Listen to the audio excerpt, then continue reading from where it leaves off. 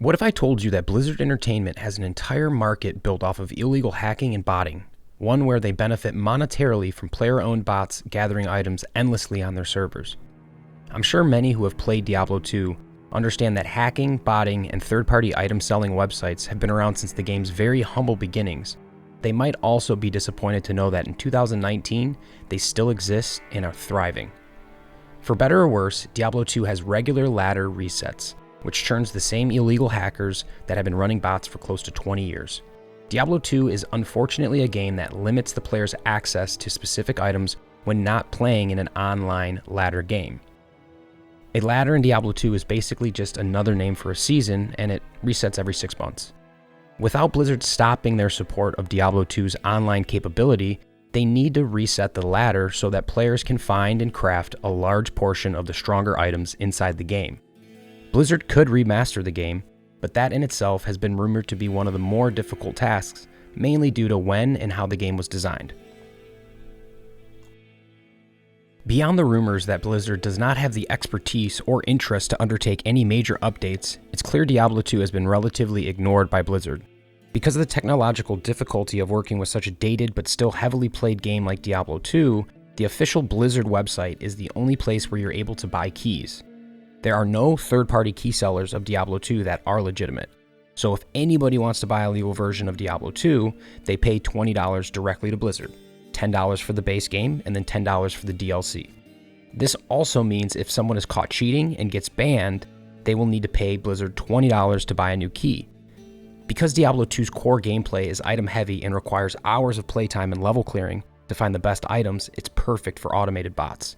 Also, casual gamers who still love the nostalgia of playing but are unable to put the time in necessary to earn the good items, they have several illegal options to access the gear. Whether that's buying forum or Discord gold and trading that for items, or spending real cash directly on websites for the items.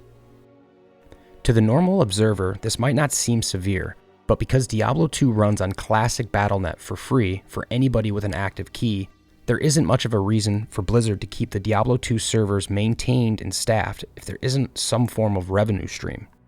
None of the item sites are known to be owned by Blizzard, so key sales are the only way for Blizzard to make money. Let's look at the numbers. As of writing this article, there are 16,103 people playing 14,802 games of Diablo 2 just on the official Blizzard servers, and it was posted on Reddit earlier that day that Diablo 2 hit 23,669 players, which doesn't count the thousands of players playing modded versions of Diablo 2 as well as single player. That's an impressive number for games on Steam, for example. Games like Dead by Daylight, Arma 3, and Payout 2 put up similar numbers. That's a substantial amount of people still playing. But is there really 16,000 people playing Diablo 2 right now? The answer is no. There are thousands and thousands of bots running autonomously on the servers as we speak. Most in private games, mining high runes, item bases for rune words, as well as rare sets and super uniques to be sold on the internet on both Forum Gold and Real Money websites. The very casual 24 to 35-year-old, which picks up Diablo 2 again, will play for a few hours before realizing the leaderboard and open leveling games are filled up by bots. With the time they have allocated to play games, it would be impossible to compete, but luckily the items are cheap. A good amount of players will go to the Forum Gold website or to an item seller and spend $5 to $10 to get the best item in the game without spending the time needed.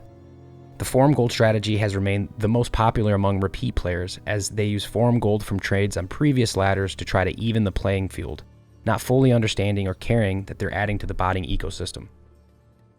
Let's imagine that out of 16,000 players right now, that half of them are botting accounts. That's $160,000 in keys, which would pay for a good portion of server costs needed to run a game like Diablo 2. Keep in mind, a slight code change could disrupt the bots, rendering them useless until patched.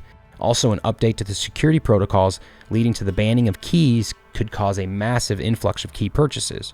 Blizzard has banned thousands of accounts from time to time, specifically ones that fit characteristics of bots. But the bots' numbers never really seem to go down because the fix is as simple as buying new game keys and making a couple changes to the bot settings. The sad part is, if you play Diablo 2, you know the real answer is over 50% of active players are bots. Besides internet costs, it's free to run however many copies of Diablo 2 as you can, and it's free to run bots all day long, and once you understand the very few measures Blizzard puts in place to combat them, however many years ago, it's a breeze. Not all of the bot runners are selling gear. Some just do it to see what items they get because finding really rare items with high stats is the name of the game. You will often find open games with free items spread out everywhere, or posts on Reddit indicating a locked game with loads of free gear, which is why legit players have had such a hard time accepting bots, because they grind to find good items legitimately, but then they can't yield any substantial trade value in-game. It's not all bad for Diablo 2 online play, and it still requires a human to play through the game at least for the first time to find basic items before letting the bots run. And every 6 months, players will race the ladder to be out front.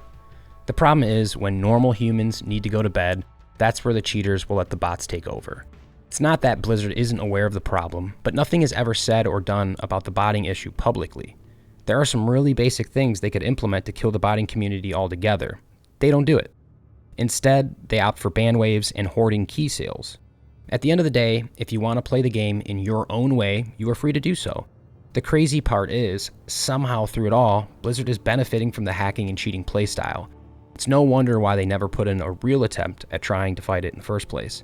For me as a player, I would rather the game stay the same than it go away forever. But some do not feel that way.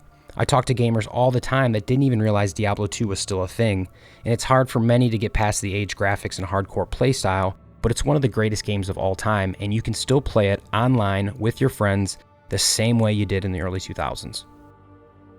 So what's the solution?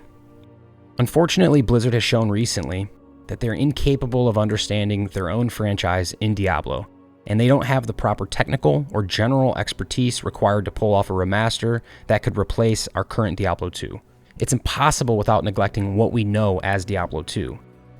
If you really want to play Diablo 2 on classic Battlenet, nothing is stopping you.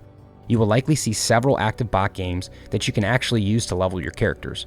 They will always send group invites and open portals to assist all tag-alongs with XP, or you can ignore them altogether. There are several amazing mods that have grown organically from Blizzard's neglecting of Diablo 2. Some go as far as removing the bot presence altogether and have thousands of active players playing on private servers. With Diablo 2 being so old, it's likely very cheap for Blizzard to run its servers. Blizzard can make money on banning bots a couple times a year, and they would have the support of the community in doing so. The solution is coming out and being transparent with the community. Let us know what's up. How do you view Diablo 2? What are your plans? And what can legitimate players do to help support the game? These are all things we'd love to know, and hundreds of thousands, if not millions of people would love to know what the future holds in store for Diablo 2, because as of right now, Blizzard has left it in purgatory, waiting forever for either a true follow-up, a remaster, or just some closure on what to expect moving forward. As an avid player and proponent of the game, I wish I could help or offer my services in any way, but I need some form of acknowledgement that they're even trying or even want help. The third-party item problem is a storied issue in games, and Diablo 2 is a founding father. We saw Blizzard trying to capitalize themselves with the concept when they released the Diablo 3 auction house, which was basically a modeled after item-selling website. But, there's just something wrong about paying real money for an in-game advantage, and they know it. I think everybody knows it. Thanks for watching.